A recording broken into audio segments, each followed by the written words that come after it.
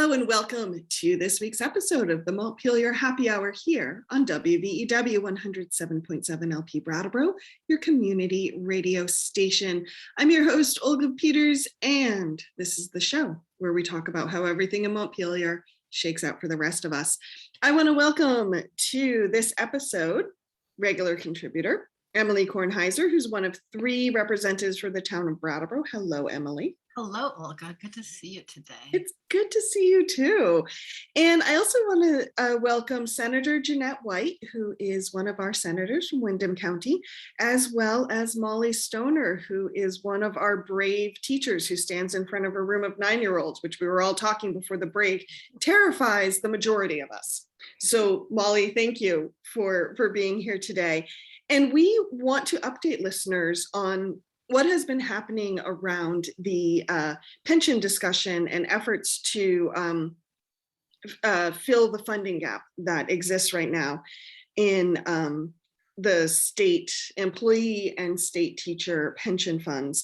The reason Jeanette and Molly are here today is they were both members of, and bear with me folks, because this is a mouthful, the Pension Benefits Design and Funding Task Force.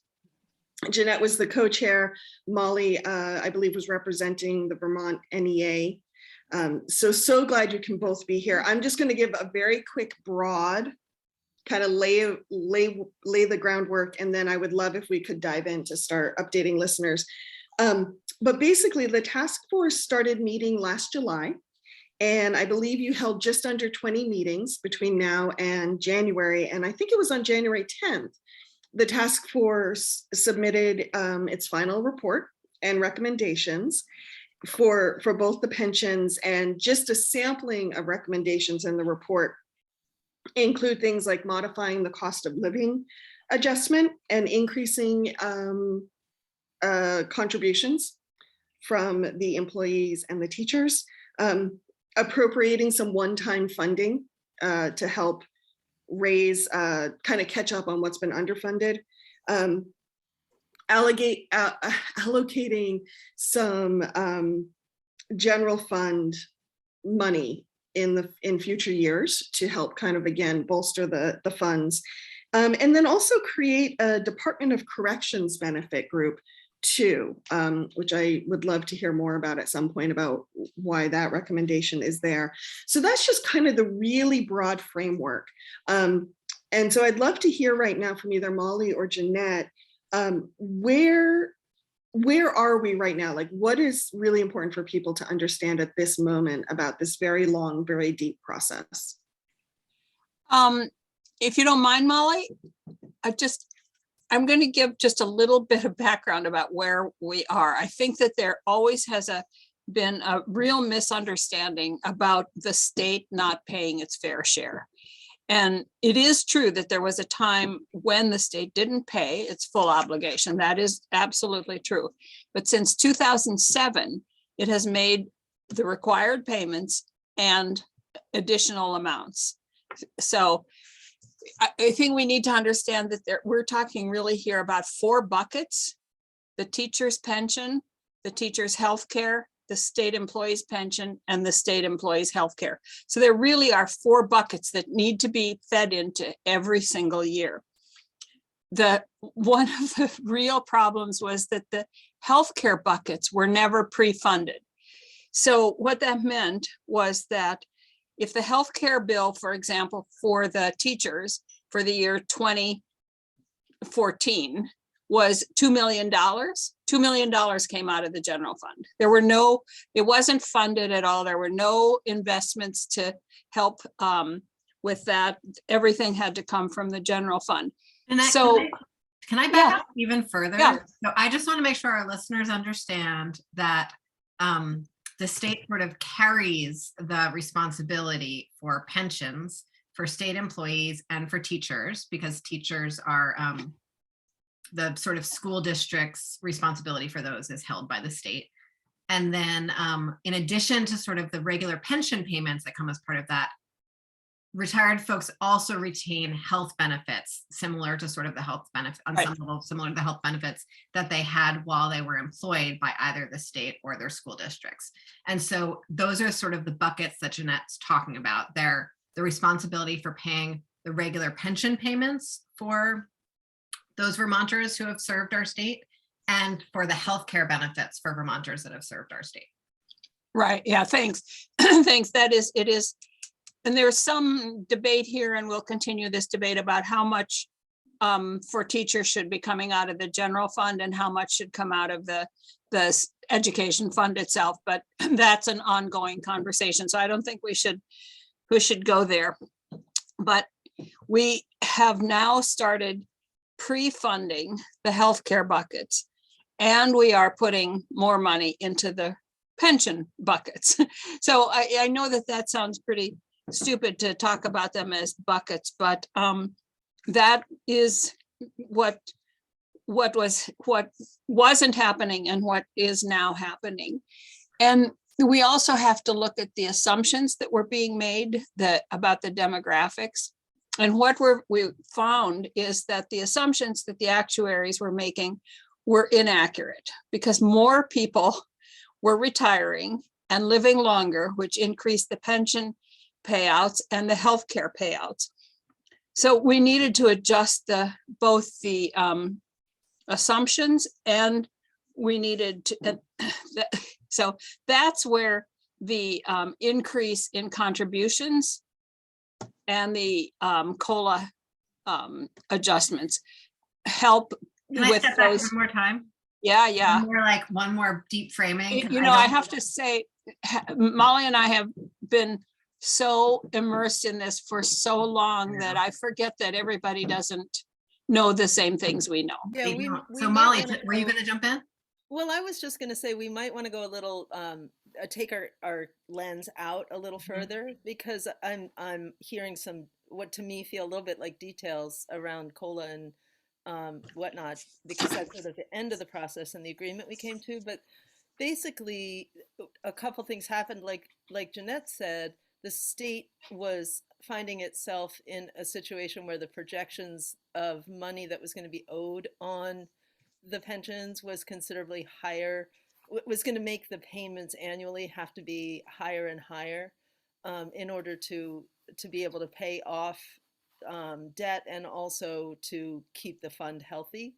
And so that was an issue already. Demographics were an issue already. And then with the way that actuarial math works, there sometimes needs to be an adjustment made. And so there was an adjustment made a year, I don't even know exactly how many months ago, but somewhere in the year to two ago that made the actuarial math reflect reality a little more closely, where people were, or the assumption was that we were going to be getting 7.5% return on the money that was invested, and that was dropped down to 7%.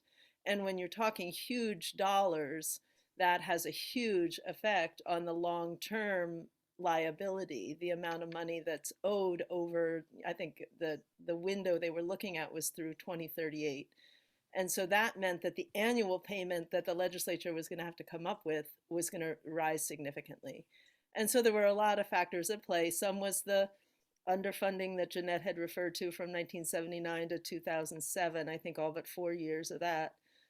Some was this demographic change that was people living longer. Also, the number of teachers in the state had dropped, and so the amount of money going in was less than expected in some of those assumptions. And then there were issues with the investments themselves and how they were returning, and so we had to look at that as well. And that's something that the legislature did and created some systems that will allow for closer inspection, both annually and every 3 years instead of every 5 years moving forward. So that's sort of I think I've backed out, further away from the problem, and now maybe we can get into details. I think that's helpful. I want to back out even further. Oh dear, oh dear. How And we're back at July now. No, not back further in time. I just want to make sure that we explain how a pension fund works. So not like the deep math of it, but just like the basics of it. So You mean, Vermont has this big old pot of money that we call a pension fund, and it's managed by some people that are not legislators. That's sort of it's a board. And so that money is managed by this group of people. And the way money gets into the fund is that folks who are working pay into that fund while they're working, and the state pays into the fund regularly in some loose matching quality. And the idea is that the money that the people who are paying in gets invested, and there'll be enough returns on that to essentially pay for those folks in the future when they're retiring. But the folks who sort of, as Molly said, the folks who paid in the past are now retired, and there's more of them than the people who are paying in now. And as Jeanette said, the demographics are sort of different than we understood. As a college educated white woman, I'm very grateful that I'm probably going to live forever. And most of the teachers are also college educated white women who might also live forever along with me. And so that changes our demographic assumptions in these years. And then the investment returns, as Molly said, were different than folks thought they were. But the basics of the fund, I just sort of want to make sure that everyone understands that, like, it's just basically this pot of money that sits there. And because it's really important that it stays quite full, because the more that's in there, the more returns we have on it in order to pay for the actual day-to-day needs of retirees, those payments that are going out for retirees. So that's my 80,000 foot for someone who's never thought about pensions before in their lives. Okay. And just one little clarification on the health insurance piece that I wanted to say earlier is just that most of when the health insurance is something that the legislature has to cover is until the age of 65 when Medicare kicks in. So we talked a lot also about that time frame and where retirements happen and whether there are ways to incentivize keeping people in until 65, but not as a, one of the big issues with the original plan was the part of the plan was to ask teachers to work longer, which, for myself, for example, that was going to mean 7 more years in the classroom when I thought I had about 5 left. So, that was something that I think teachers really said, whoa, do you guys understand what this job is like? That was one of the things that motivated me, honestly, to get involved in the issue. So, yeah. Thank you, Molly.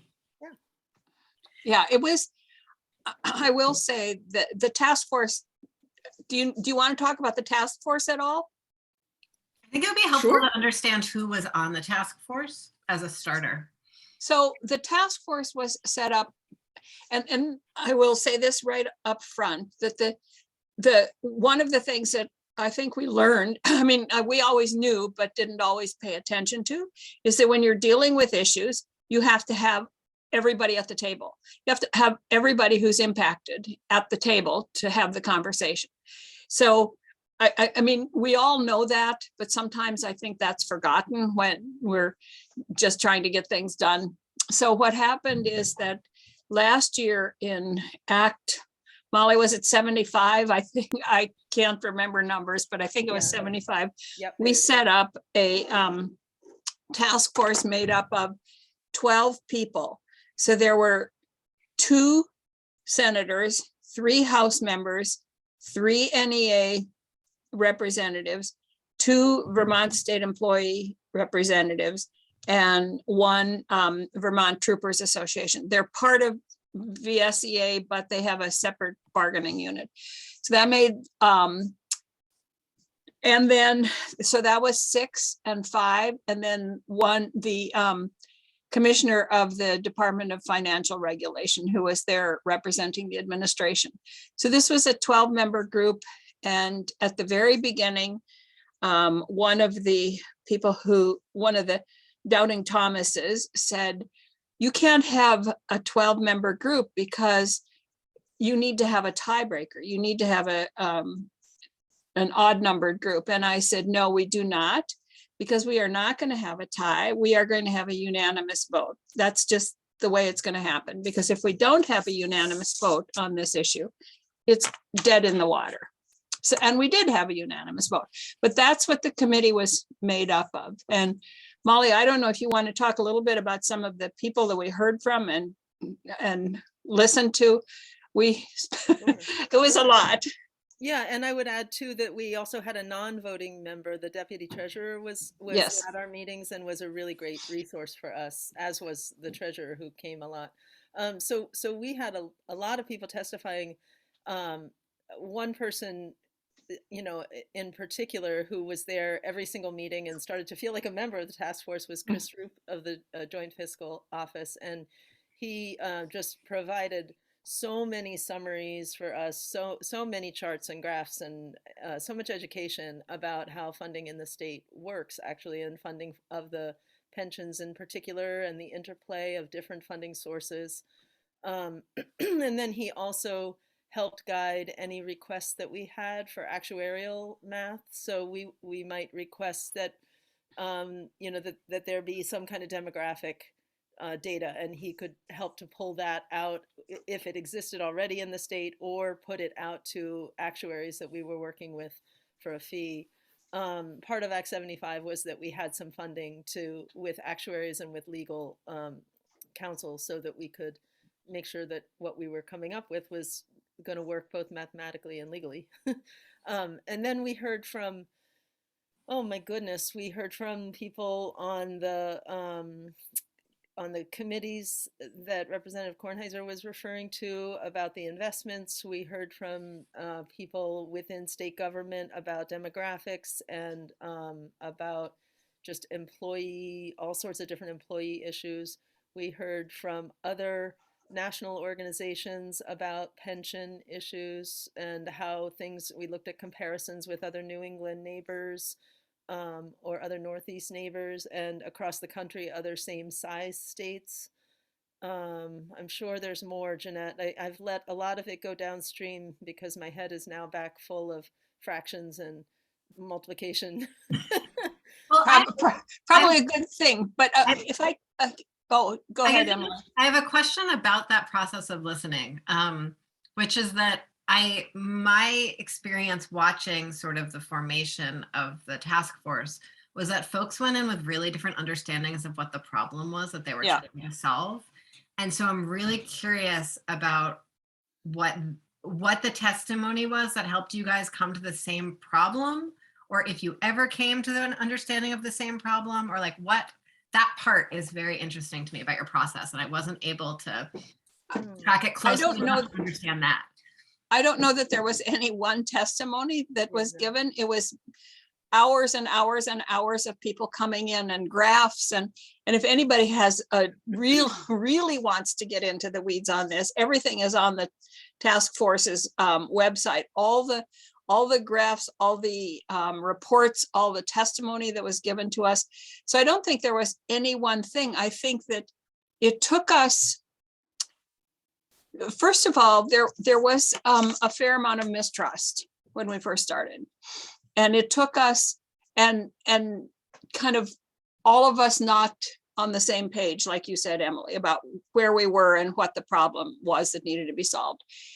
And I think that understanding just came through listening to people come in and testify, and listen to people giving us reports and graphs, and we really heard from everybody that anybody wanted to hear from. We were pretty open about that. And kind of the way the process worked then is that kind of once we got to the point where people felt pretty, the interim report that we produced was a group effort that said, we know now, this is where we are.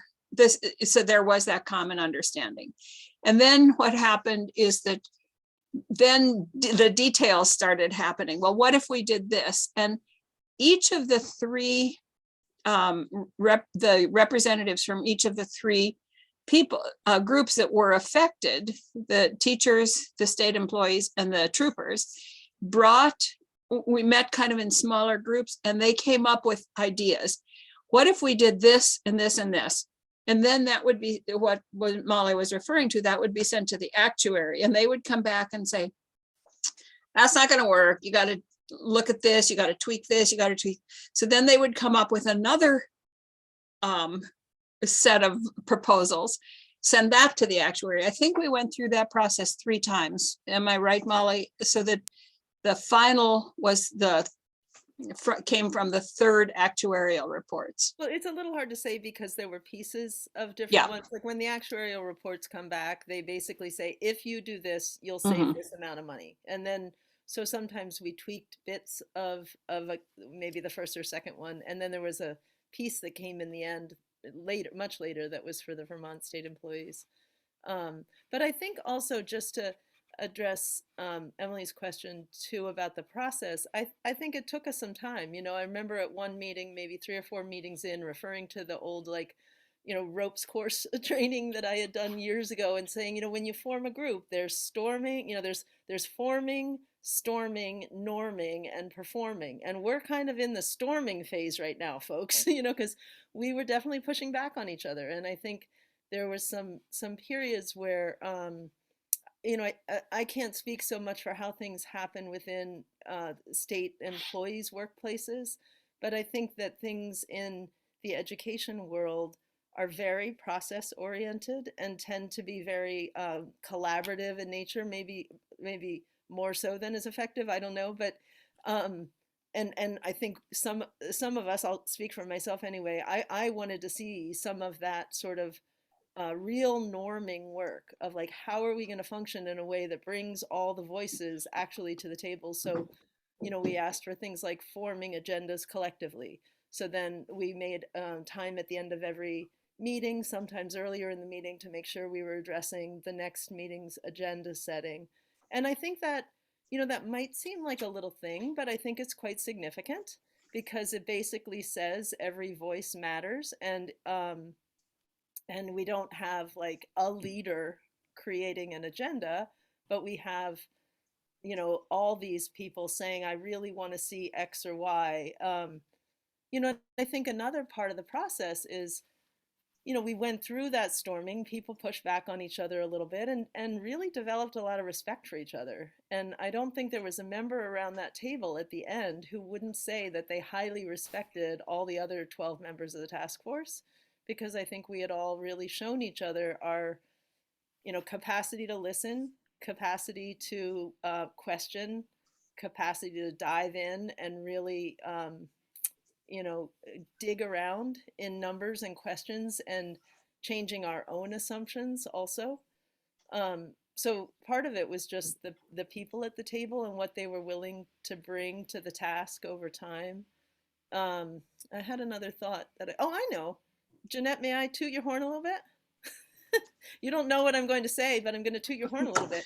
Because there was something that you did that's just probably in your nature that I think was really significant. And that is, at one point midway through, Jeanette started keeping a list of all the ideas that she was hearing from people, like every idea people had about what might contribute to the solution. And then she typed them up. And probably somewhere in early to mid-November, we had a meeting where we went through those ideas. And, you know, as union reps, we had met before and said, okay, what are we not willing to look at? What looks really good? And what are the yellow lights kind of issues? And I don't know if that happened on the among legislative members too, but you know, so we came to the meeting and we all went through that list. I think it happened over 2 meetings, actually. And we really had to have hard conversations about some of the issues at that meeting. And I really think that the fact, Jeanette, that you put every single idea down and that we gave airtime to every single idea was significant. I think that was a really good part of the process.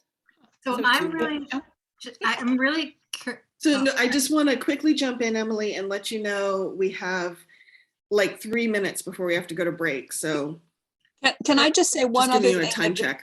Can I just say one other thing that I did think that we did when Molly talked about setting the agenda together? The other thing we did is, at the beginning of every meeting, we devoted like 15 or 20 minutes or however long it took to reflect on the last meeting.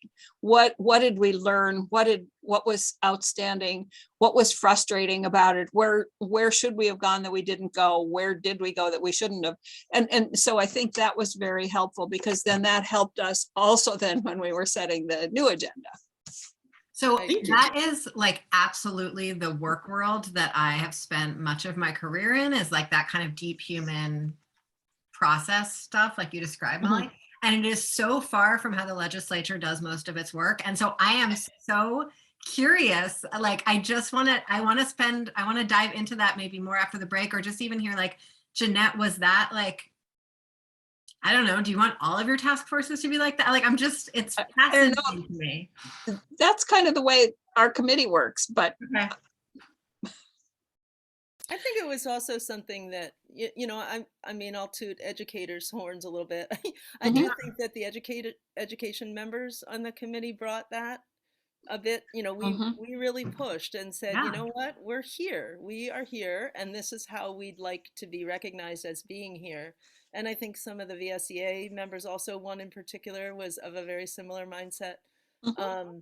And, and really towed the line of all voices are equal here. And Jeanette said that multiple times, all this is all voices, so I think we just made the processes reflect that sentiment, and we stuck with it and stormed through it until we got to where we felt like we were really in the norming, and then we performed.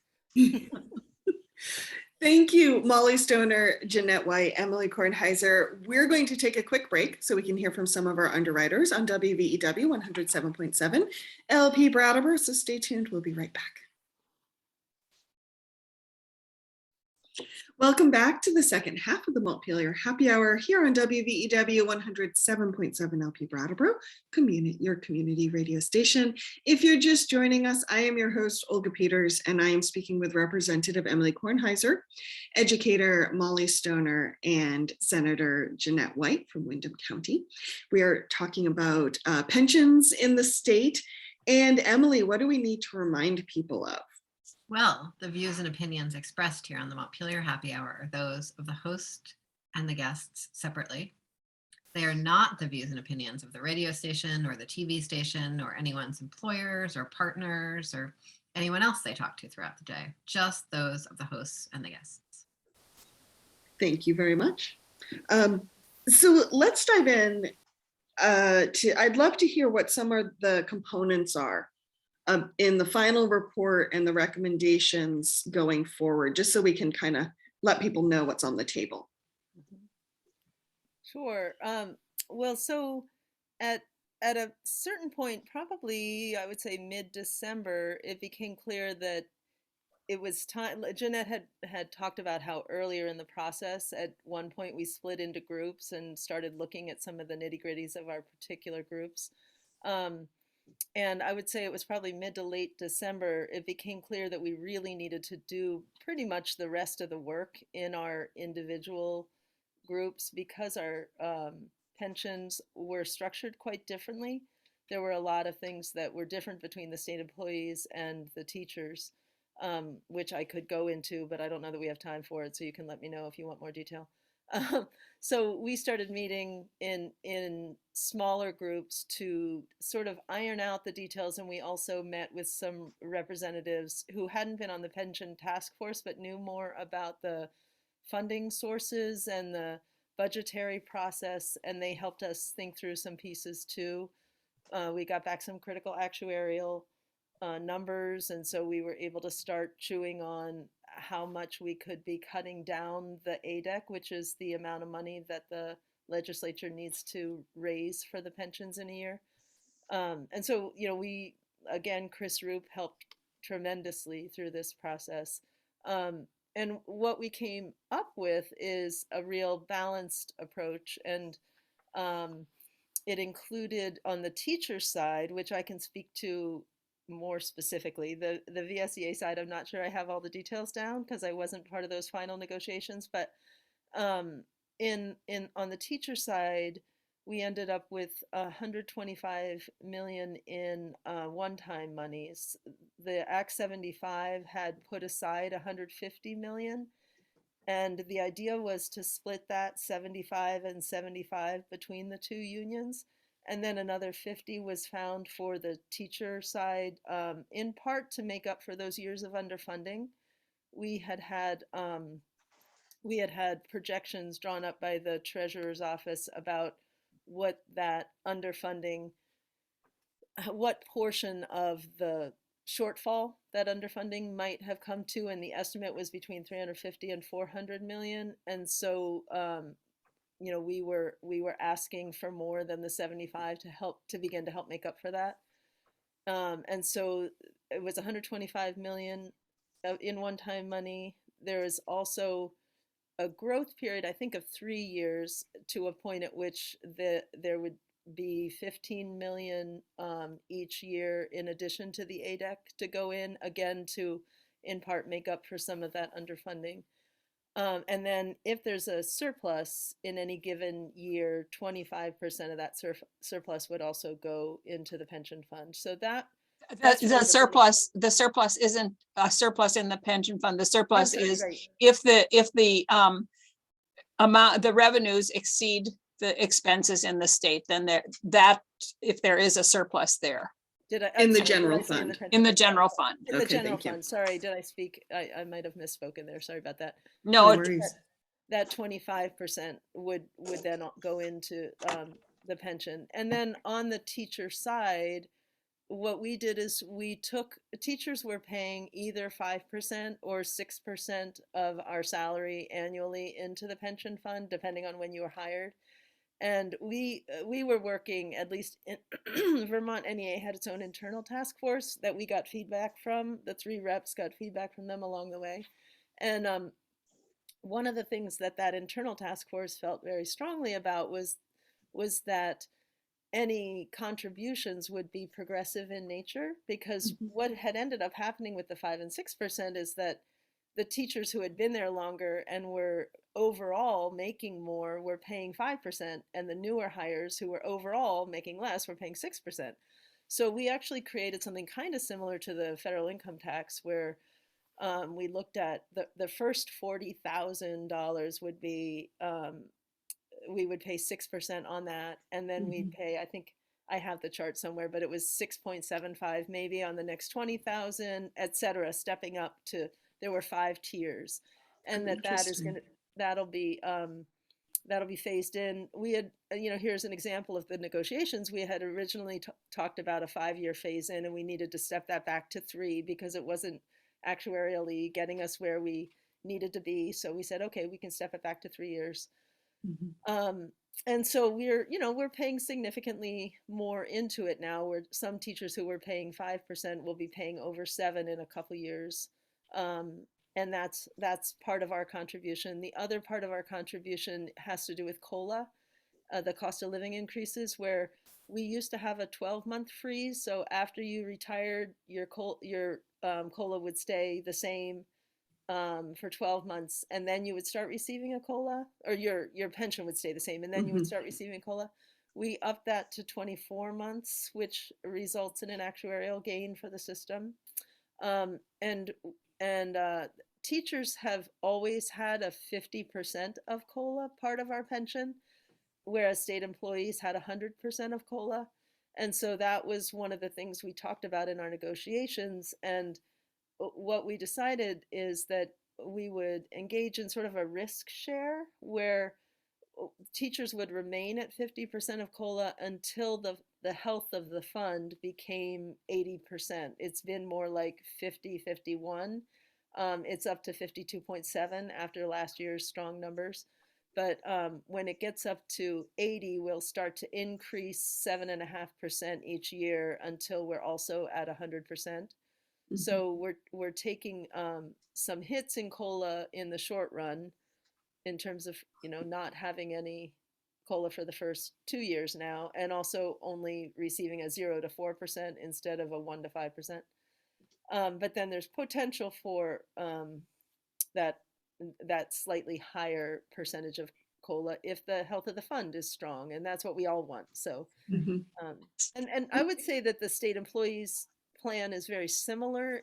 It's not exactly the same, Mhm. but it's similar. Jeanette, I don't know if you have the details of the state employee. They're so Oh, different groups too. yeah, no, there's just way too much detail. I think that if people want to see the detail, they can go to the website and look at the actual report, which has the detail in it, so everybody can see, because there's, I mean, we're talking here about actually a couple different groups. We're talking about the judges, the group, what is known as Group F employees, which are the regular, most of the state employees, and then the troopers, which is another group. And so, oh, and I'm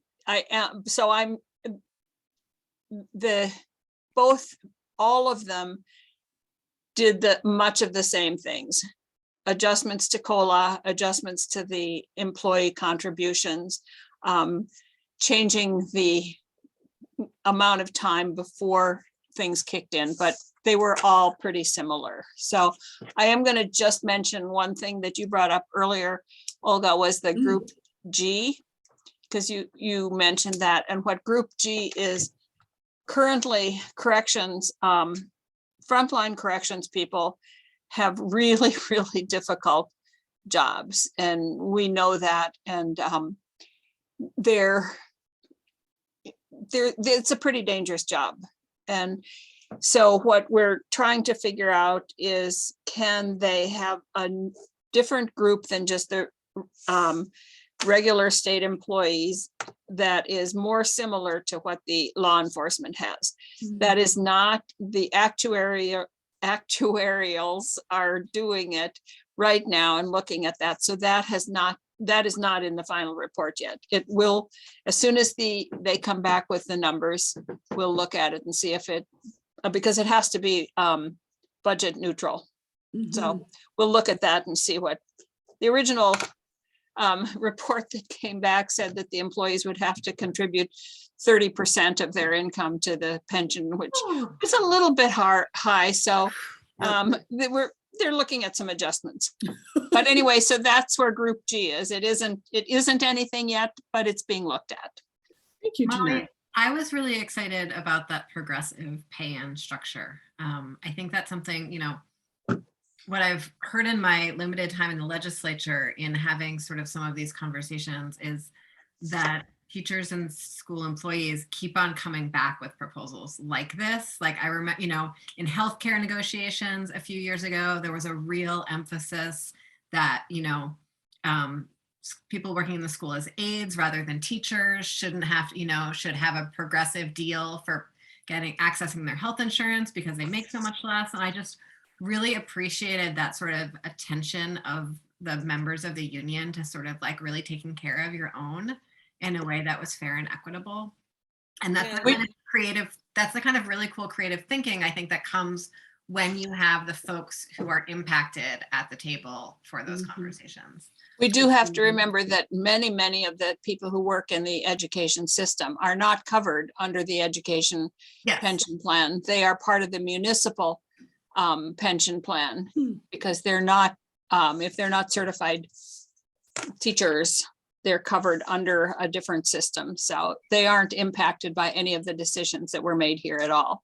And their plan is quite healthy right now. Yes. Which is why it's a relatively new plan. So yeah. So it looks like we have about 10 minutes before the end of the second half. So I want to touch base. The task force final report was presented on January 10th, or at least submitted on January 10th. So what's going to happen with that report? What happens next? What can we expect moving forward? Well, if you've read any bills, you know that the drafting structure of bills is very particular. So what has to happen is that the report and the agreements that were made have to be put into bill form. And so putting it into bill form is, our drafter is working really hard to get that done. And what has happened so far is that she has done a rough draft. It has gone out to everybody to say, is this in fact, does this reflect exactly what we agreed with? And sometimes there are little nuances, like there were a couple things with the Troopers Association that were a little bit unclear in the way that the report was. And so people have then made their comments and sent them back. So it has gone to the NEA, the VSEA, the troopers, the appropriations committee, everybody that's had any input into this to see. And she is, I believe, about to finalize the draft, and it has once again gone out to everybody to comment on and make sure that what was agreed upon is actually in the legislation, because we do not want to start picking at the legislation, because that means picking at the agreement that was made. So we wanted the legislation to be exactly what was agreed upon, because if we start picking at any one thing, then the potential is there to start picking at everything. And then it falls apart. And it really was a compromise and a collaboration on everybody's part. And so personally, I don't want to see anybody start picking it apart once everybody has agreed to it. So we need to make sure that what was agreed to is actually what is reflected in the bill. Does that make any sense? I'm hoping that it'll be done by perhaps the end of this week or the beginning of the next week, so that we can get it introduced into the committee. And as soon as it gets introduced into the committee, we will make a committee bill out of it, send it to the floor and then it will pass the Senate, we hope, and then it will go to the House. And that's going to be a fascinating process, because as anyone who listens to this show or knows anything about politics, very rarely do we have something that passes as introduced. And so it's going to be up to all of the legislators in both the House and the Senate who really believe in the work of the task force to protect the language of that bill really, really fiercely, to make sure that amendments aren't introduced that mess with the really special nature of the compromise. Yeah. Well, thank you, Jeanette and Emily. That was one question I had, and this might be a question, it might be a clarification, I'm not quite sure. And maybe we said this, but when this task force was created, part of the goal behind it, I believe, was to make these recommendations, submit this report so that legislation could be built from it. Right. So I guess my question is, do you think that will sway any of your fellow lawmakers? Because if the intention from the beginning was to give the task force this ability to create a report that, a law would then be built on top of, does that carry extra weight? Well, I'm not exactly sure what you, Do you want me to ask again? Oh, no. Can I jump in for a second here, just quickly? Is that okay, Jeanette? Yeah. Yeah, I just wanted to say that I think along the way, the members of the task force really checked in with each other, and we all stated for each other when there were things being talked about that we felt would not pass through our constituents. And so for me, that meant, oh, this is not going to work for Vermont NEA members. For Jeanette, that meant, that doesn't sound right for what the senators need.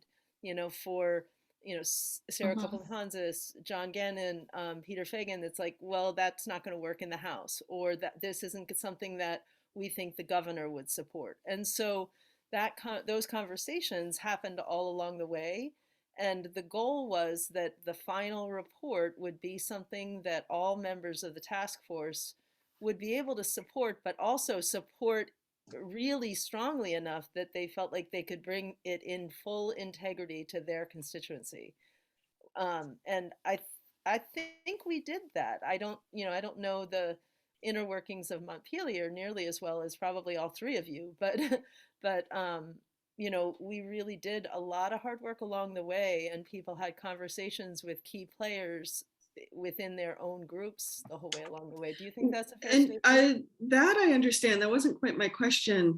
I understand that the task force has come to consensus, but now it has to go through the legislature.